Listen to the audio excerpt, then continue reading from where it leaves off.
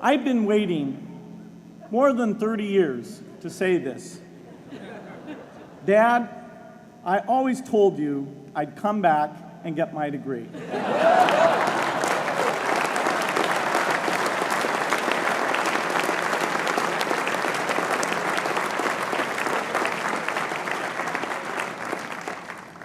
I want to thank Harvard for this honor. I'll be changing my job next year, and it will be nice to finally have a college degree on my resume. I applaud the graduates for taking a much more direct route to your degrees. For my part, I'm just happy that the Crimson called me Harvard's most successful dropout. I guess that makes me valedictorian of my own special class. I did the best of everyone who failed. But I also want to be recognized as the guy who got Steve Ballmer to drop out of business school.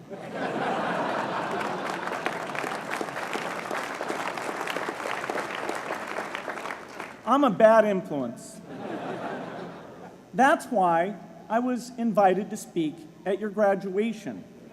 If I'd spoken at your orientation, fewer of you might be here today.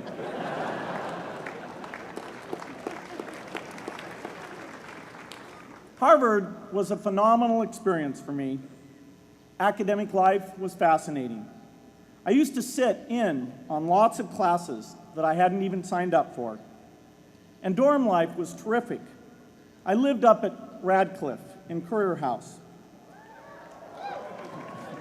There were always a lot of people in my dorm room late at night discussing things because everyone knew that I didn't worry about getting up in the morning. That's how I came to be the leader of the antisocial group. We clung to each other as a way of validating our rejection of all those social people. Radcliffe was a great place to live. There were more women up there, and most of the guys were math science types. The combination offered me the best odds, if you know what I mean. That's where I learned the sad lesson that improving your odds doesn't guarantee success. One of my biggest memories of Harvard came in January 1975, when I made a call from Currier House to a company in Albuquerque, New Mexico, that had begun making the world's first personal computer. I offered to sell them software.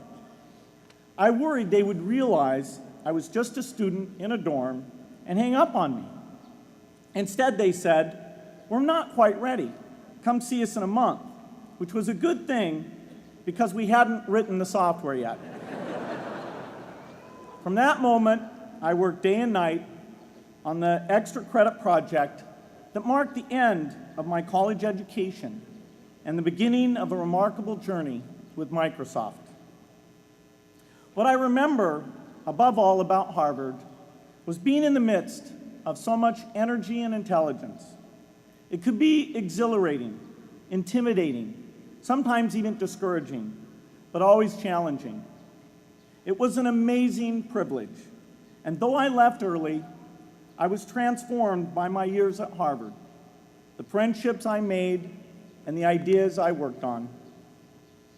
But taking a serious look back, I do have one big regret. I left Harvard with no real awareness of the awful inequities in the world, the appalling disparities of health and wealth and opportunity that condemn millions of people to lives of despair.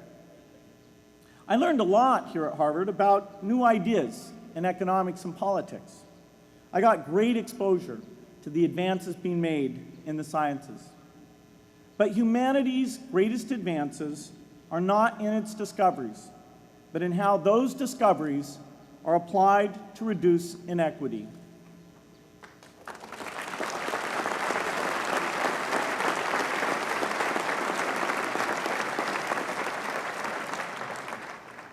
Whether through democracy, strong public education, quality health care, are broad economic opportunity. Reducing inequity is the highest human achievement. I left campus knowing little about the millions of young people cheated out of educational opportunities here in this country. And I knew nothing about the millions of people living in unspeakable poverty and disease in developing countries. It took me decades to find out. You graduates came to Harvard at a different time. You know more about the world's inequities than the classes that came before. In your years here, I hope you've had a chance to think about how, in this age of accelerating technology, we can finally take on these inequities and we can solve them. Imagine, just for the sake of discussion, that you had a few hours a week and a few dollars a month to donate to a cause. And you wanted to spend that time and money where it would have the greatest impact in saving and improving lives. Where would you spend it? For Melinda and I, the challenge is the same. How can we do the most good for the greatest number with the resources we have?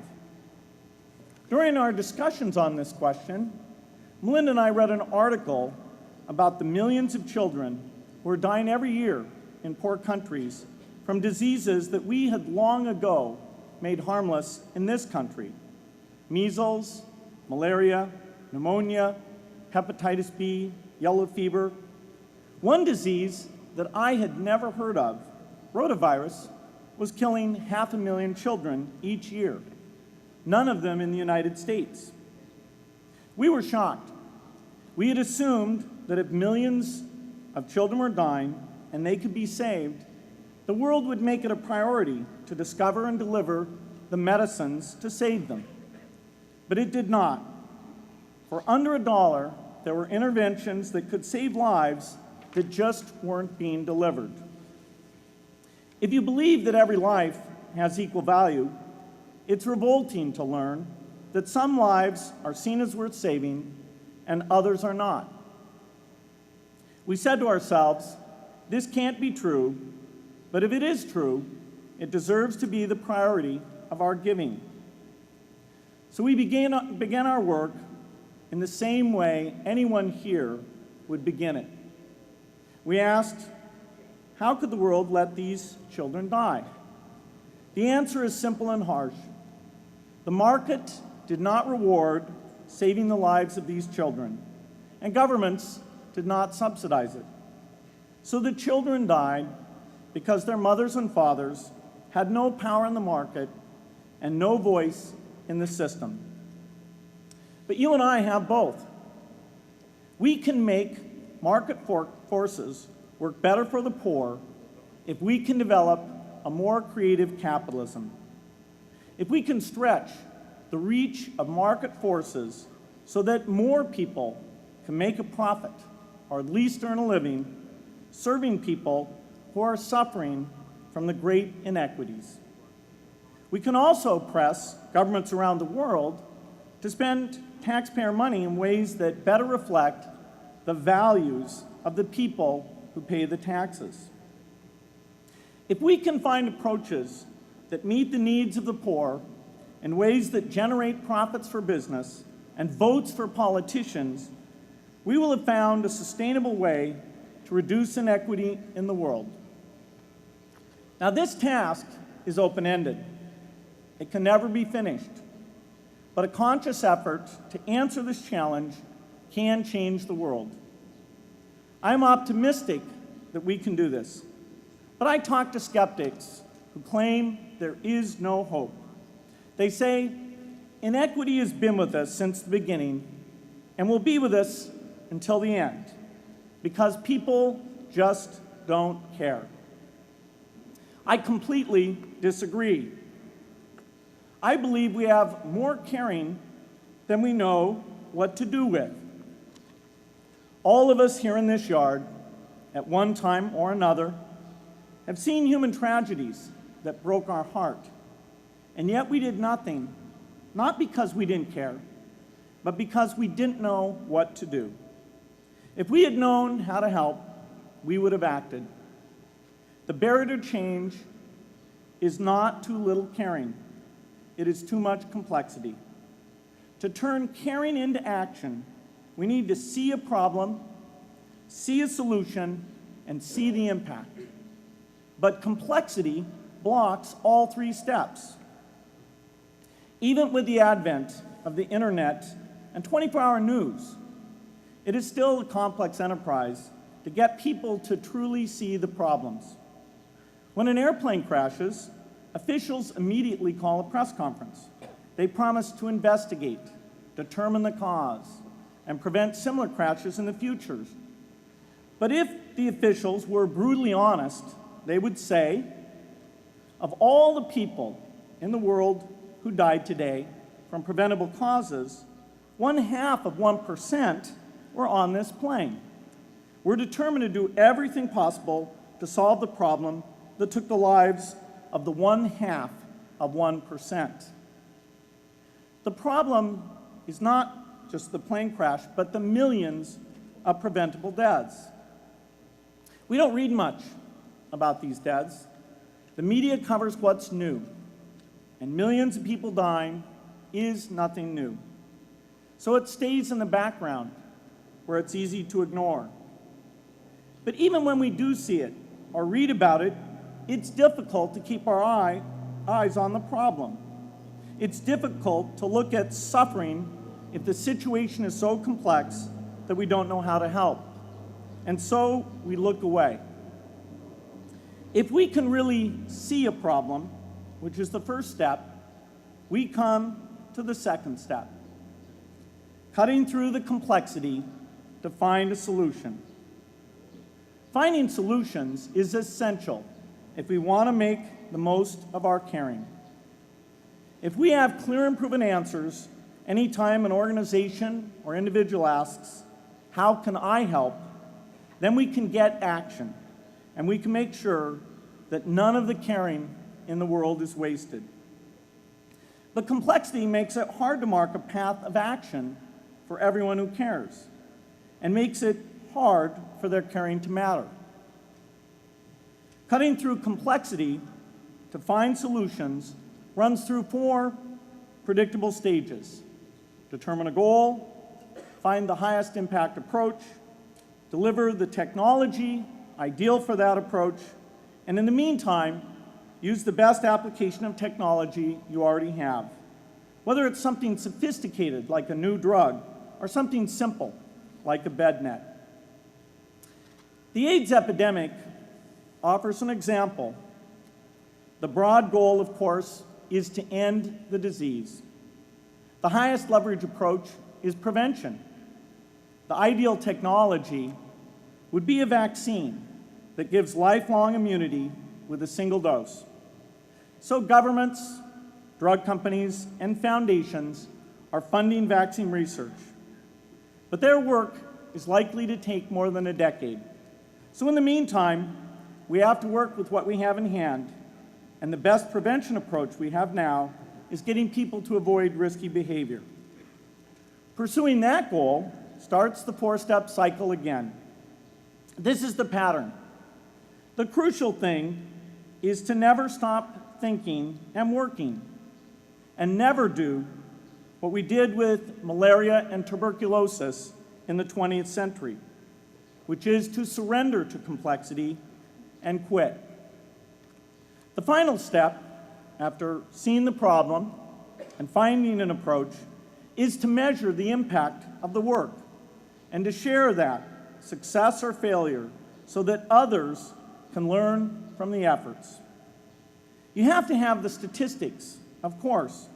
You have to be able to show, for example, that a program is vaccinating millions more children. You have to be able to show, for example, a decline in the number of children dying from the diseases. This is essential not just to improve the program, but also to help draw more investment from business and government. But if you want to inspire people to participate, you have to show more than numbers.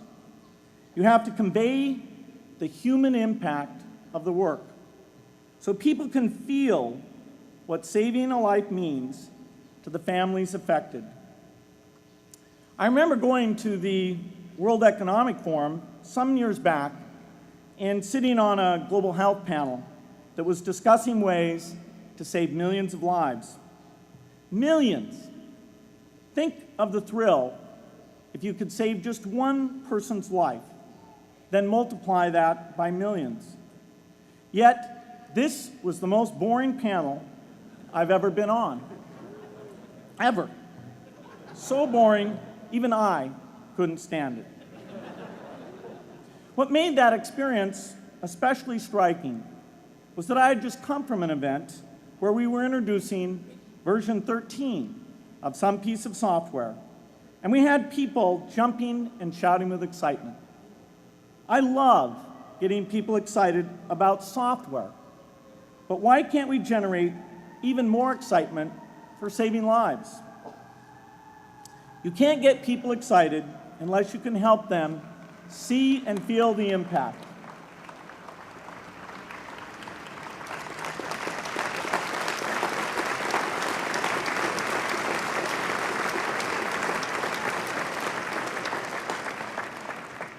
The way to do that is another complex question. Still, I'm optimistic. Yes, inequity has been with us forever, but the new tools we have to cut through complexity have not been with us forever. They are new. They can help us make the most of our caring, and that's why the future can be different from the past. The defining and ongoing innovations of this age, biotechnology, the personal computer, and the internet, give us a chance we've never had before to end extreme poverty and end death from preventable disease. 60 years ago, George Marshall came to this commencement, and he announced a plan to assist the nations of post-war Europe. He said, I quote, "I think one difficulty is that the problem is one of such enormous complexity that the very mass of facts presented to the public by press and radio make it exceedingly difficult for the man in the street to reach a clear appraisement of the situation. It is virtually impossible at this distance to grasp at all the real significance of the situation." 30 years after Marshall made his address, which was 30 years ago, as my class graduated without me, technology was emerging that would make the world smaller, more open, more visible, less distant. The emergence of low-cost personal computers gave rise to a powerful network that has transformed opportunities for learning and communicating. The magical thing about this network is not just that it collapses distance and makes everyone your neighbor. It also dramatically increases the number of brilliant minds we can bring in to work together on the same problem. And it scales up the rate of potential innovation to a staggering degree. At the same time, for every person who has access to this technology, 5 people don't. That means many creative minds are left out of this discussion. Smart people with practical intelligence and relevant experience who don't have the technology to hone their talents or contribute their ideas to the world. We need as many people as possible to gain access to this technology, because these advances are triggering a revolution in what human beings can do for one another. They are making it possible, not just for national governments, but for universities, corporations, small organizations, and even individuals to see problems, see approaches, and measure the impact of their efforts to address the hunger, poverty, and desperation George Marshall spoke of 60 years ago. Members of the Harvard family, here in the yard is one of the great collections of intellectual talent in the world. For what purpose? There is no question that the faculty, the alumni, the students, and the benefactors of Harvard have used their power to improve the lives of people here and around the world. But can we do more? Can Harvard dedicate its intellect to improving the lives of people who will never even hear its name? Let me make a request of the deans and the professors, the intellectual leaders here at Harvard.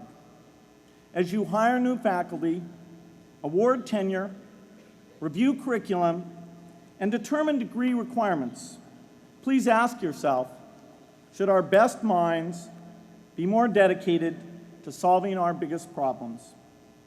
Should Harvard encourage its faculty to take on the world's worst inequities?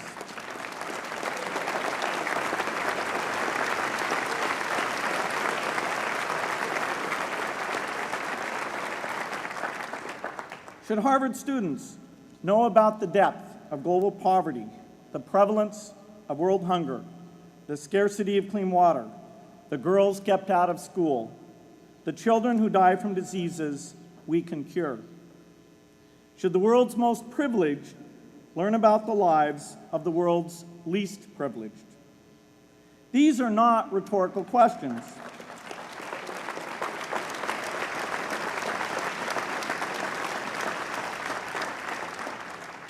You will answer with your policies.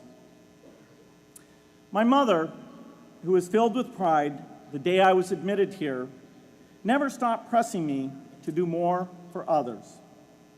A few days before I was married, she hosted a bridal event at which she read aloud a letter about marriage that she had written to Melinda. My mother was very ill, with cancer at the time, but she saw one more opportunity to deliver her message, and at the close of the letter she said, "From those to whom much is given, much is expected."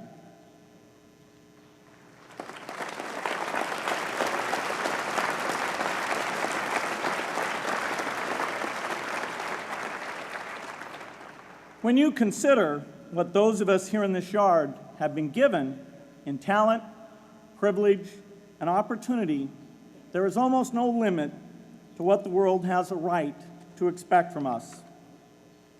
In line with the promise of this age, I want to exhort each of the graduates here to take on an issue, a complex problem, a deep inequity, and become a specialist on it.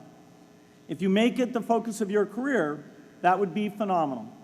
But you don't have to do that to make an impact.